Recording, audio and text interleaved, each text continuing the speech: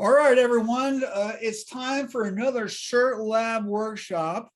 I'm Marshall Atkinson, one of the co-founders of Shirt Lab.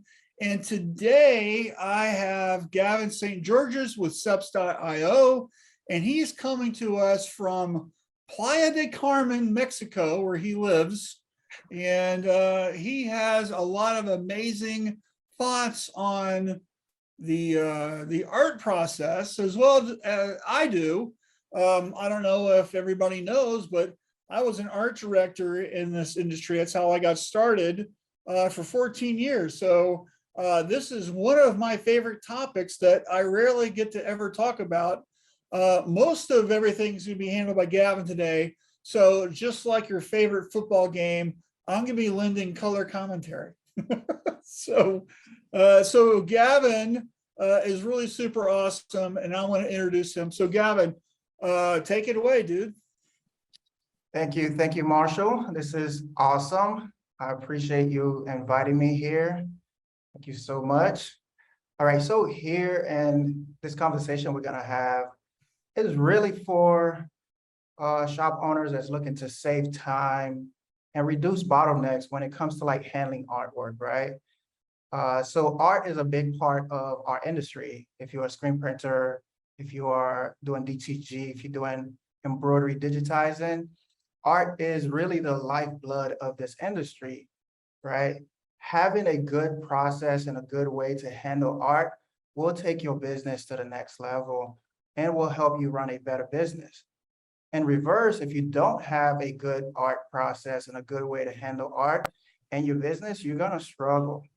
All right, so this talk is for you. Maybe you have something now and you could pick up something from this talk to help you out. Or if you don't have anything at all, as far as like a process to handle art, this is gonna be super helpful for you.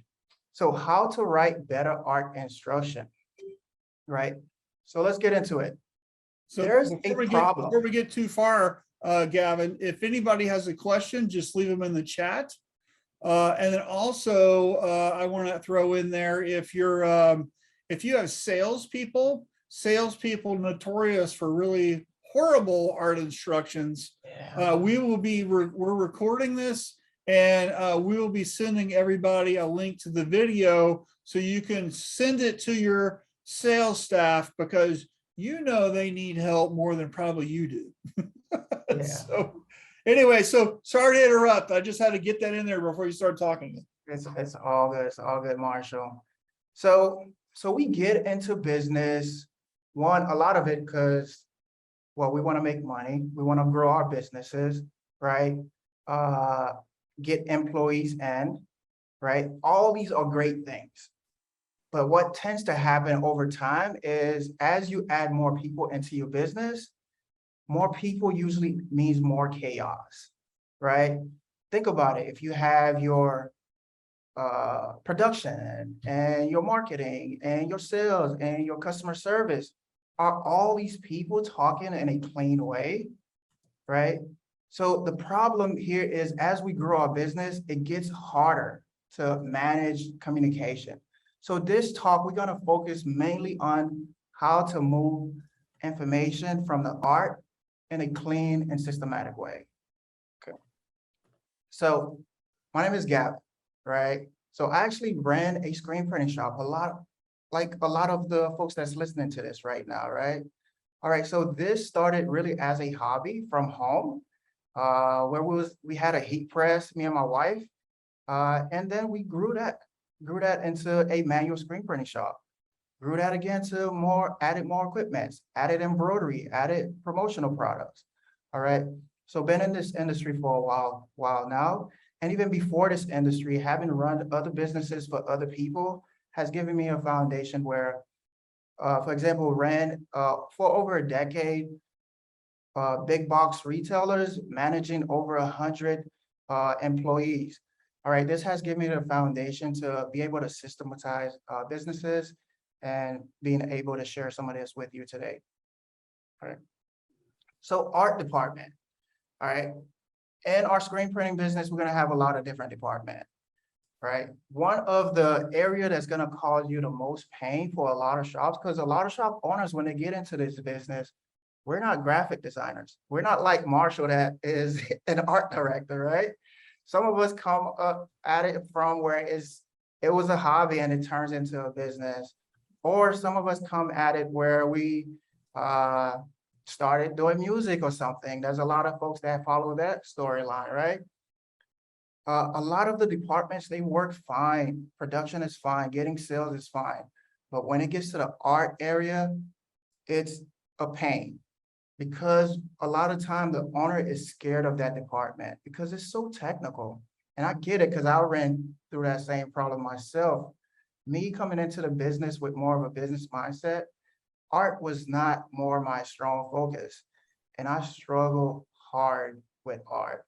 The bottlenecks, time wasting, like all these kind of held me back until I was able to wrap my hand around it and get it systematized, right? So this is what you're gonna be learning over here. So why does it matter? So here's why it matters to me, why having a clean and systematic way of running your art and knowing how to write art instruction.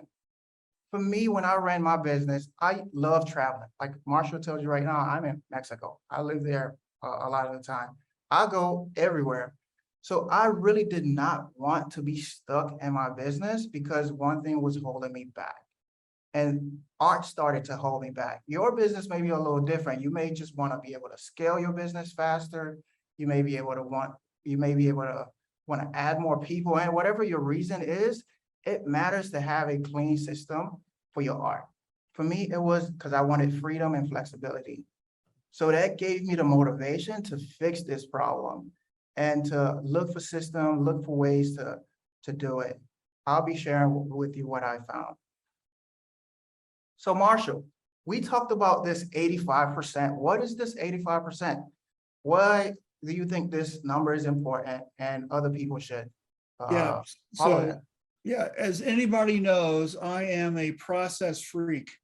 So that's what I do, is how to do things better and how to look at things and how to put numbers to things is really important when you're managing anything. And so we want to, more than anything, manage the process. That's what we do when we're talking about, to the sales, to the art department. That is a process. We're getting the information so the art department can design it. And what we want more than anything is for our artists, or if you have an outsourced art team, we want them to design it so it gets approved 85% or better the first time out, which means you design that t-shirt with the bulldog on it, it's going to go to the client and they're going to go, that's exactly what I want, approved. Yeah. That should happen 85% of the time. So if you have lots of changes, and we all know that art changes are what bog everything down, that's what makes the production schedule so hard to predict, because we're waiting on screens. Why are we waiting on screens usually? It's art, right? And it's not the art department's fault sometimes. It's just because we didn't get all the right information and we need to change something. So here's what I want you to do. I want you, if you've got a whiteboard, by the way, works perfect for this. I want you, every single time you have a change to a piece of art, I want you to write down what was the change, and I want you to kind of give it a reason. Was it because it was information we just got? Was it because you followed the wrong instructions? There was a misspelling, whatever. I want you to start tracking the reasons why. And then one of the reasons can be just because the customer changed their mind. Yeah. Okay, because people do that. That's the reason why it's not 100%, because you can't predict people. They wanted the bulldog design and you did a perfect job with it. And now they said, you know what? I don't want a bulldog. I want a chimpanzee, right? You can't predict that. Yeah. There's no way. So what I want you to think about is tracking everything else, right? And this can go into a spreadsheet, right? And then we want to know Is it the client? Is it the salesperson? Is it the artist? Right? And then also, when you start looking at this stuff, this allows you to form better questions during the sales process. For example, if something is too small, or you want the logo at the top or the bottom, or it should have the year on it, or whatever, right? Are we getting the right information so our art staff can do the job correctly the first time? That's the goal. Yeah. That's the goal.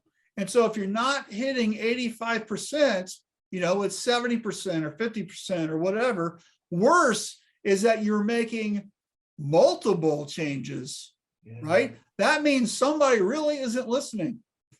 Okay. You made your first change. Now you made your second change. Now you're on your fifth change. Okay. Somebody is not doing something correctly. And that's just nuclear alarms going off when that happens, right? But we want to hit 85%. So if you guys have any questions about that, throw that into the chat. This is my slide. I got one slide for the presentation. This is it. So back to you, Gavin. Yeah. So let's figure out how to get to this 85% or higher. Like, what should you do? What are the steps? So I'll share with you like practical, like actual things that you could do here. Instead of just like theory and just talking about it, I'll give you 7 steps to get better art instruction and to get art moving smoothly in your business, right? I think the first thing you should do is really start with a philosophy or a mentality of keeping things simple. That's really the first step, because art has so much moving part. You want to simplify it. Because when I first started this, I wanted to really systematize my business, but I didn't know what the future was gonna look like. So I made it complicated in my head, thinking like, man, I don't know this. I'm gonna let my graphic designer take over. Really, as the owner, the framework and the system, you own it. Yeah, the graphic designer is gonna be the one that's doing a lot of the work, but you own the business and you own the framework and the system.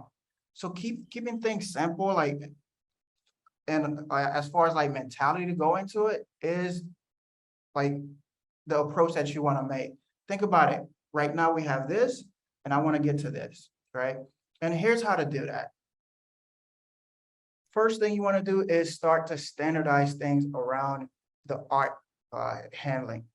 It starts really with having things named, right? Even the process of handling the art, give it a name. This is my shop's process. Like, give it whatever it is, your shop, ABC shop process. That in itself makes the process come to life, right? People know now, hey, we have a process that we're gonna follow, right? And also start naming this seems elementary or simplistic, but this does wonders. Just by naming like if we say a full front, does that mean the same thing to everybody in the shop? If we say a back, what does that mean, right? Or do we say full back? Or do we just say, all that means something different? So you as the owner should really just pause, document that, and really just create the language that you want to use in your shop. Because everybody's gonna follow what you standardize. Start with simple standardized naming. Name your process. That would be the first thing. And create a placement guide, like front, back, sleeve, but give it the name that you want. Full front and front is 2 different things, right? What do you call this back of the neck? Some folks call it the nape. Some folks call it the upper back. But you decide what you want to call it, right? Like I always called it the locker patch. Exactly. See, if I was working in the same shop Marshall was working in, I would have gotten that wrong, because Marshall used a different term that I would have used, right? But having that standardized is key. Once we started doing these things, that's when things started getting. Hold on, go back, Gavin. Yeah. So I really want to key on this point. So let's say we have a full front, we have a full back. That name is the standard for actual placement and production. Yeah. So a full back, you can see, is always 12 inches wide. It's printed 3 inches down from the bottom of the collar. And that's how we train people in the shop to run those jobs. Yeah. I can say in the shops that I've run, this is a full front. A full front means it's 12 inches wide. It prints 3 inches down from the bottom of the collar. And I know that everybody, because they're trained on that, they're educated about what that means, they will do it that way. And I don't, any deviation from that means there is a call out that says, this job is 4 inches down. This job is 6 inches down. You know, one of the biggest challenges we have in the industry is where to put the back print on a hoodie.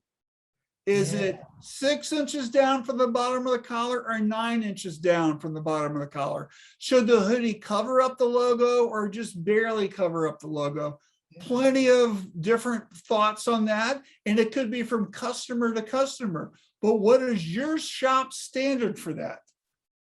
This is what you guys have to decide on. And this is what you train everybody on. And then you educate your customers about it. And if there's a deviation, that's marked into the notes to art department, and they will create that. And that goes on the art approval form. So everybody knows, including the customer, what the expectation is. Yeah. Yeah, this is awesome. This is awesome. Yeah, you know how I think about this, Marshall? This is your business, it's your playground. You get to like have fun with this. And this is one area I think you have fun. Like you could name this whatever you want. If you want to call this whatever, as long as everybody's following your rules or your playing in your game. So that's how I look at this, right? So here's the next thing that I believe you should do to write better art instruction, right? And when we did this, this was a complete breakthrough, right? So I'll tell you a story here. And so when I started screen printing, I went into another screen printing shop to learn how to print. And what I saw in their shop was they had a wall full of ink, right? So when I started my shop, I bought a bunch of inks. I bought inks from all the suppliers, from Ryonet, from the local screen printing supply stores. Before you know it, I had a wall full of ink. And I ended up buying a small shop out. Now I had a bunch of ink. What happened over time, I noticed I wasn't really even using those inks, right? So because I had all of these inks, I felt like there was a lot of money just sitting on the shelf. There was a lot of room for errors for the production guys, right? And actually, really what triggered it was I had to move my shop from one shop to the next. I was like, hey, how about we just start new on the new shop, right? And just get everything systematized. And when we went to this exercise, this changed, as far as the art department, changed the game for us. Standardize your ink. So what we did here was look at all our orders as much as we can, look at our past history of what we was ordering from our suppliers, what ink was customers using the most, right? And what we found out, we wasn't really using that much ink, right? Because we was mainly printing plastisol ink. Instead of having 50 buckets of ink on the shelf, we ended up with what you see here, about 22 buckets of ink on the shelf. What this does a few things. It saves you money on ink. It reduces error with your production guys, right? Plus, now I could do inventory just walking by my ink shelf because I could tell one ink is out. And by systematize, you give every ink a name. Like for example, here you see lemon yellow, Pantone 107. So if we're printing yellow, that's what we're doing. This had another positive effect. So the back end got a boost and just like clarity But when placing the order with the customer, this made placing the order super simple. So placing the order customer, let's say a customer walks into my shop, all I needed was really 2 pieces of paper. My ink guide and my placement guide, really 3, and my catalog, which was also 1 page, right? So go, hey, we're gonna get this shirt, we're gonna get this ink, and these are the placement. And you find like over time, the customer that had this special red doesn't really care so much about that special red if they're gonna pay extra for it, right? Or if you just guide the customer to, hey, these are the colors that we use in our shop, let's go with that. And also just having placement guide helps you just streamline everything. Front, this also allows you to communicate with your graphic designer in the cleanest way. Everybody's all, because you could build this inside of your Illustrator and inside of your Photoshop to have your colors already pre-made. All right, standardize your placement, and this will, your placement guide and your ink, help you simplify your order intake. Did you have something to add here, Marshall? I do, right? So from an art perspective, right? I had a little more colors than this. We had about 72 colors that we always used. And those were on the Pantone palettes already in Illustrator, already in Photoshop. So we already had PMS 123, for example. We already had PMS 186 red or 286 blue or whatever, okay? It doesn't matter. What you want is the most common colors that you're constantly using to streamline your arts. And you want your salespeople, when somebody says, hey, we need a red, which red to use? I can tell you, I never want anybody to use 485 because that's really kind of an orange. I want them to use 186. So we would make sure that the salesperson said, hey, use this 186. It's standard red everywhere. Yeah. And we're helping them and guide them into making better decisions. But you know what? We have a color palette that's already made in art, in the art templates that we use. And we also have that already sitting there on the shelf, ready to go. It made it so much faster and so much easier because we're limiting the options. And you could, this is the difference between ordering dinner from the Cheesecake Factory and ordering dinner from Chick-fil-A. Yeah. Okay. And what we want in this industry more often than not is to turn orders faster, which is more of the Chick-fil-A stuff, which is really about limiting your options. There's still good options. Yeah. You know, somebody wants something weird, hey, we'll do it. But most of the time, this is what we're focusing on because we can move faster. And it's all about having the communication link between sales, the art team, and production be as quickly and concisely built as possible. This is facts. This is true. Hey, Marshall, 45 is the color of what? The devil. I wrote a blog article about that. That was. Yeah, I know. I did a Google search one time. Just when I was doing this exercise, like cleaning up my inks, I did that. That's how I actually ran into, this was probably a few years back. Yeah, it's like from 2016, I think. It was it's still one of my most popular blog articles. Yeah, so go check that out if you guys haven't seen that. Yeah.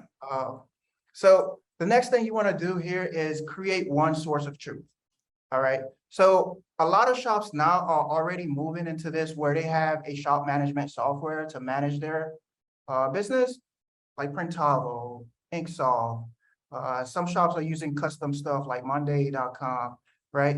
What you want to do is bring the information into one place and let everybody know this is the place where we're going to house this information. That's because what happens is if you don't have a place, information comes in, it bogs your minds down. But if you have a place, it tucks in nicely where it needs to go. So your shop management software does that. And on top of that, what you want to do is use templates. Templates are your friend.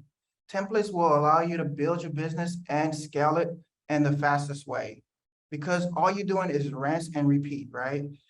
So when you're writing your art instruction, write it in a templated way. So that way my eye is trained to look for that piece of information and where to look for it. The person that's doing sales write it this way, it moves to art, art sees it this way, it moves to production, production sees it the same way, right? Use your system and create templates inside of your system and like fight hard to not deviate from that. Because once you do this, you are gonna get some pushback. Your employees are gonna want to freestyle, your employees are gonna want to freehand. You're gonna have to manage this in a clean way to really like drive this home, make sure your people are following this. And also just like when they are doing it, supporting them, letting them know, hey, you did this, good job. That's how you just reinforce this. Create one source of truth. And even if you're writing in this on paper, which most shops have gotten away from it, make your paper a templated way. Put a box on your paper. This is where we're gonna put our instruction. Here's how we write the instruction, right? Yeah, hold on, go back. Let's go So, back. I can't just sit here and be quiet, Gavin. So just to expand on this, right? So the art staff that I had, okay, I train them to select the mesh counts. I train them to select the print order. I train them to pick out where the cool down station is and where the flash unit's going to go and all of that. Production is just like an architect designs the house. What we want to do in the front of the office is we want to design what production is going to do, right? Now, this is advanced level thinking. Not a lot of shops do this. I believe your best artists, your best graphic designers, right, should be trained on what the outcome should be. And the best way to do that is kick them out into production and have them set up jobs for a couple of weeks. Yeah. This could be every Thursday from 1 o'clock to 4 o'clock or whatever it is, but they're going to learn why we do things in a certain print order. We're going to learn what happens if the instructions are wrong. And now we got to switch some stuff out. And now we got to clean the back of the screen and all that because you picked something wrong. You have them do that. And we're going to learn what happens if we print a solid yellow and then do a halftone of red on top, what that orange is like, as opposed to doing a halftone of red and putting a solid yellow on top of the halftone. Those can have completely different effects on a shirt. The only way you're going to learn how to do that is just to do it, right? And so the experienced designers in this industry are usually really great painters. They know what happens when you mix red and blue, when you mix red and green. They know what colors will show up. They know if you don't underbase a red, that what it's going to look like on a black shirt. You want your art staff to know how to do this. That is all in this one source of truth here. Yep. Also, I would put in there, we want to have a design number 1, 2, 3, 4, 5. And then when there's a reorder, you're referencing that design number, and the design number not only has the design information, but how it was printed last time.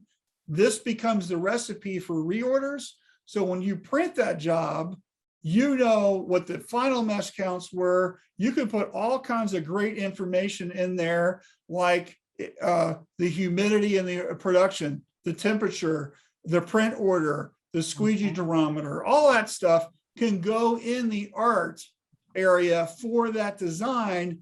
And then when we print the job again, you have how to bake the cake the second time and have it come out exactly the same way. Yeah. That is all about having one source of truth. So Gavin's slide didn't go really too far enough on that, but it's fine. But just think about how you're going to do that with your system so you can have the results that you want every single time you print this one design. This is, I'm not going to say anything else. Yeah. So here's where a lot of shops get into trouble, right? A lot of shops get into trouble here when they have to create a piece of art for a customer. What end up happening, this is bottlenecks, this is painful, this is all the bad stuff, can't curse here. This is terrible for business because expectation and just the way it was communicated was just way off, right? Typically what happens is this: customer comes to you and they want a design on the shirt. They want this bulldog printed on the shirt. Hey, do something cool. Your salesperson, whoever is taking your orders in the front or on the phone, okay, no problem. And then pass that over to your graphic designer. That scenario is like really not the best way that you want to handle this type of interaction with your customer. Really what you want to do here is have this super tight when you are getting this type of information from your customer. Let's go into it. For example, my customer wants to print this bulldog on a shirt. But in reality, what they have in their mind is the picture that you see on the right. How do you go from that picture of the bulldog to the picture on the right? It's just about asking the right question. And a lot of time, it's really walking the customer through the whole process, right? The customer is gonna say, do something cool. Oh, that's great. With a bulldog. Oh, great. You just want me to take a picture of a bulldog and put that on a shirt? That should be your answer back to the customer. And the customer's gonna be like, no, like, use our colors, like our school colors. Okay, what's the school color? Orange. Oh, this bulldog, is it just gonna be? So you just want to ask a series of questions. Let's go. This bulldog, is the bulldog smiling? I don't know. Actually, this happened. I had an elementary school. The bulldog cannot be, it has to be a friendly bulldog, right? You just have to work your way through the whole process. And Marshall has actually wrote an article about this, where he gives you the series of questions to ask when it comes to just getting the information out of the customer. Typically what happens is the customer wants you to take the burden of this whole project. And when you do take that burden without having all the information, everybody gets mad. Your customer gets mad because it wasn't done to really their expectation, but they didn't really communicate it. Your graphic designer is spinning their wheel, doesn't know what's going on. So your salesperson is the person that should be handling this. Give them a series of questions to make sure to get down to like as best as possible, the true level of what the customer has in mind. And it is going to be a little friction in that conversation between the customer and the salesperson. And really what you want to do is position this, hey, we don't want to have a lot of back and forth for you. Let's get this done right, spend a few minutes on this. So now we could spend a few hours later down the line, or even days, because your order is on hold. Marshall, what you have an article about this. Anything you want to add on this? Yeah, so I like to use descriptive words. So what you're looking for is sporty. You're looking for classic. You're looking for a cartoon. You're looking for a realistic. So you want a bulldog on a shirt. So should that be a photorealistic bulldog, or do you want like a cartoon? Can you give me an example of what you're thinking about? So you want them to describe the end result to you. We don't want them to design it. That's our job, right? Yeah. We want to use our skill and talent and creativity. But what we're looking for more than anything are adjective words that can spark the right result. Like for here, it would be a sporty kind of mascot cartoon. I might do something, but it needs to be fierce. The inquisitive looking cute bulldog isn't going to work. Yeah. Right. And then we can start designing around and doing some thumbnails. Another great thing to do is use what I call is the pertinent negative. So I'm sure everybody here has been to the doctor at least one time in their life. And then, your knee might hurt. And, the first thing they do is they put you on the scale and they weigh you. And then they take your blood pressure, and then they take your temperature, and they start doing all these other tests besides looking at your knee. Yeah. The reason they're doing that is because they're ruling things out.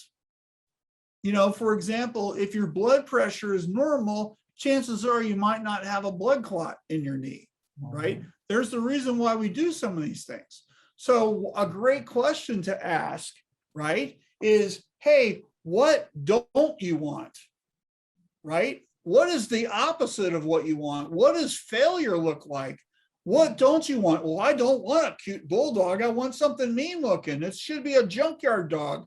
I don't want something cute, right? That really helps you line up exactly where you want to go, because that is a pertinent negative of what you're searching for that can give your artist that one little clue to design it right the first time. Remember, we're trying to hit 85%. Another great thing to do is to do a thumbnail, because I can tell you, right, here is my keyboard. I don't know if you can tell, but there is no idea key on this keyboard. Okay. Designing comes from somebody's brain. Okay. The best way to do anything for me is to do a quick little thumbnail, and I'll often take a snapshot with my phone and zip that over to the customer, and I go, here's what I'm thinking. I'm thinking a shield, bulldog, and it's not even really spelled out. It's just a bunch of scribbles.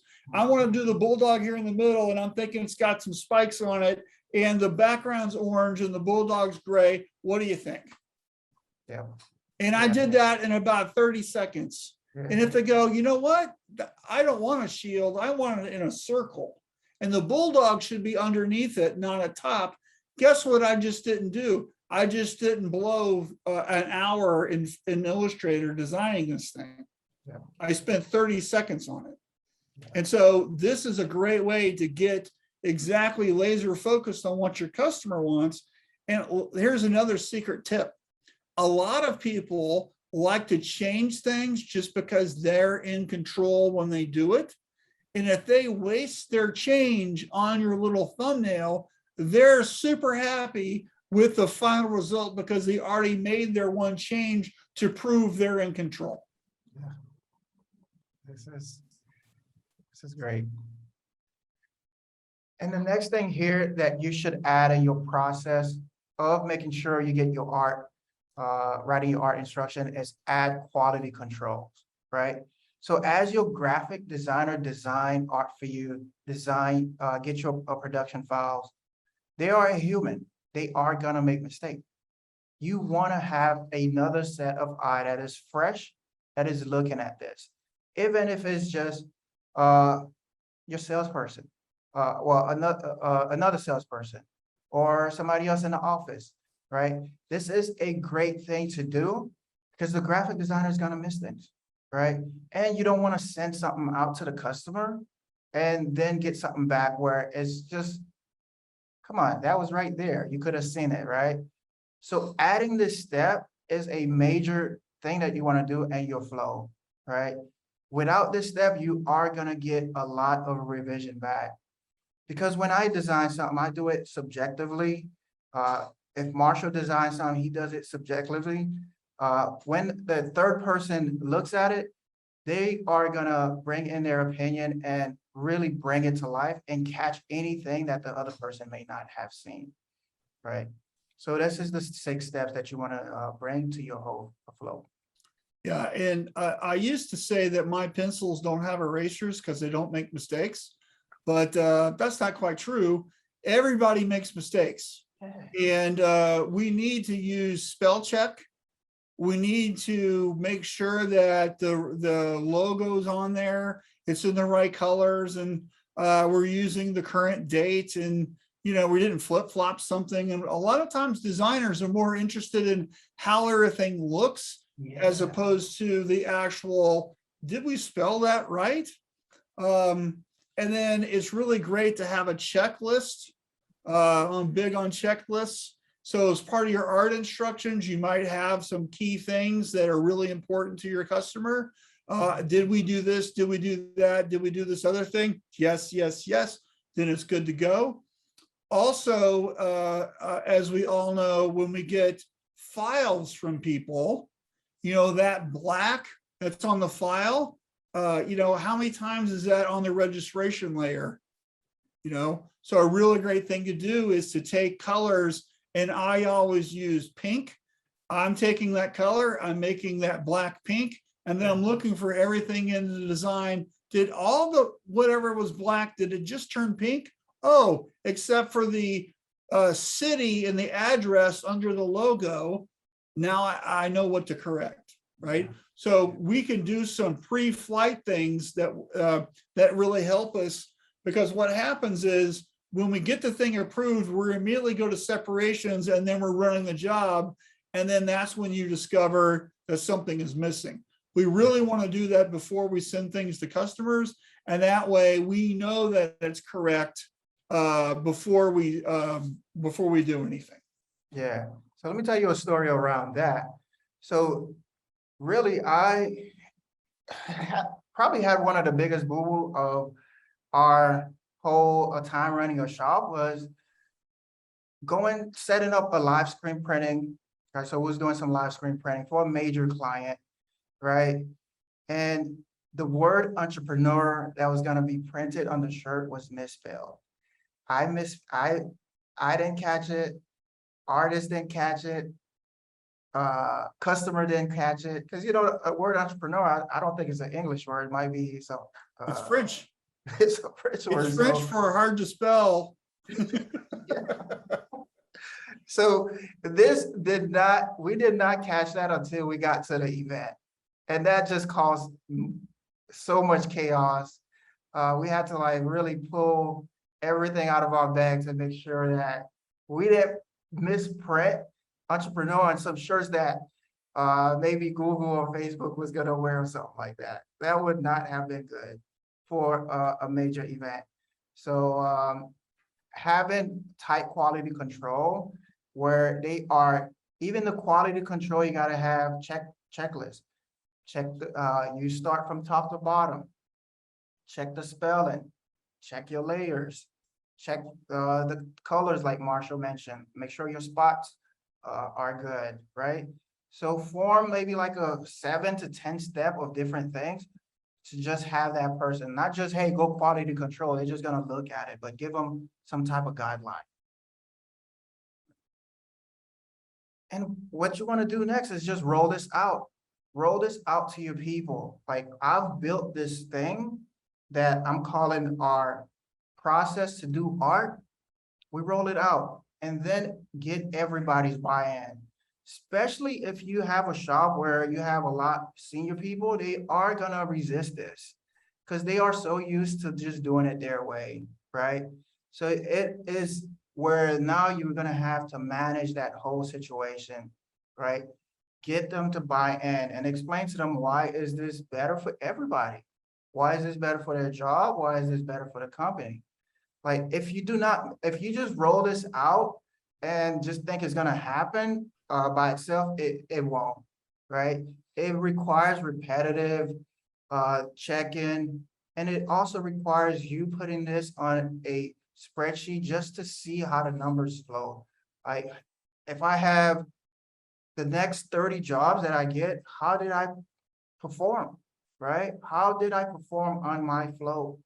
That's how you really bring this to life and really get everybody to buy into it, because people then actually sees it. It's not just something that you talk about. It's an actual living process that's in your business. So the management piece cannot go without said. Marshall, you want to add something there? And this is why it's really important to get everyone's buy-in, get their ideas, ask them what's broken, what do they think they should fix. And what we really want to do is, you know, if we make mistakes, you know, everybody makes mistakes. I make mistakes. Gavin makes mistakes. You know, we just talked about that. What we want to do is not do them again. Yeah. Right. And whatever that cost was for the mistake, that's called tuition. Hopefully your tuition is really low, right? Well, what we want to do is want to use those to get better. And then we want to inject that new thinking into our process. Yeah. And that way we don't make that again. And it's really important because everything that we do in production starts with the artwork that we create, starts with the information that comes from your sales team, that comes from customer service, but comes from that website form or wherever that information comes from. We want to collect that and we want to make sure that it's correct and we want to make sure that the artwork is dialed in with the right specifications, and that's going to allow us to move faster. So it's really important that you get all the stakeholders aligned with your process and all in agreement, but this is the way we want to go. And when you install your process, you can always change it, but you're changing it based on new information or better best practices. Yeah. Not just because Fred wants it done that way. Yeah. Okay. So a great mechanism here is a lot of shops, they already have management meeting or meeting of like departments. This is where you would bring this up, like whoever's in charge of rolling this out, if it's the owner, if it's your art guy that you put in charge, they would be the one that speaks up on this. Hey, this is how we're tracking for this month. We are at the 85%? Are we above the 85%? Are we above 90%? Then this way you have information to go back to your people. Hey, we're doing good. Or you have information to go back to your people. Hey, we're not doing so good. Right. Mhm. So just having that mechanism where you could kind of check in and get make sure everybody's like knowing how we perform and make the whole process visible. Like it's not something that should be hidden. Make it visible and just get everybody to buy in. Get creative around it. Your team is going to react different. You know your people, so you're going to have to communicate. This is really all about communicating and just managing the whole thing. Right. So I ran this process in my shop, and I struggle with art, like really for the longest time until we started applying some of these things, right? And I know art is a heavy weight on a lot of shops. It's like super heavy because art is unnatural for a lot of shop owners that we're mainly business people, or some of us are creative, but a lot of us get into this, we're business people, right? Right. So having a clean way to do this is like super important. And if you are not able to do this, there are options. I'll tell you there's an option that you can use, right? So having learned some of this is why I started something to help screen printers run their shop better when it comes to art, right? Because we struggle a lot with art, right? So bringing a solution to the industry that could help screen printers do all of their art. So the whole purpose of me starting this startup that is called Steps.io, and what we do is graphic art service for screen printing shop, is really to take this burden away from shop, make handling art less of a hassle. So that way you could scale your business, you could take the time off that you need, and really just run a super systematic business. So if this is something that you need help with, you could reach out to us. We could show you more what we do. So some of the things that we do for shops is all of their color separation, proofs and markup, vector retrace, embroidery digitizing. All of this is done by artists that are fully vetted, artists that are trained. We have a clean system that allows you to just plug into this without having to change the way that you work. Or if you like us to work in the system that you have right now, we'll just plug into it. This is something that a lot of shops are using right now, and they're getting a lot of benefit, right? This is what some of our people that's using the service right now, what they're saying. The feedback after they plug into our system is they're seeing this art thing has become less of a stress for them, or it has changed the game. And the way that we communicate is really like key for them. It's just about making this thing super simple for the shop. So if you are a shop owner that is struggling with art, or you have a system right now and you just need to be able to scale it, right? Get more output, Steps.io could be that for you, and we could potentially help you out with it. To find out if we are a fit, just reach out to me and I'll be able to just give you a demo, see if we're a fit, because this is not a fit for every shop. We think it's a fit for the right shop. That's why we should have a talk first to find out if this is the right fit for you. And to reach out to me is really simple. Just you could actually scan that QR code. It's going to take you to a landing page where you could book a time with me, or just send me an email. You see my email there, gavin@seps.io.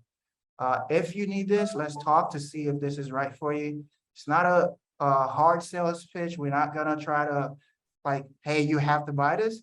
We'll just show you and see if it works for you. Yeah.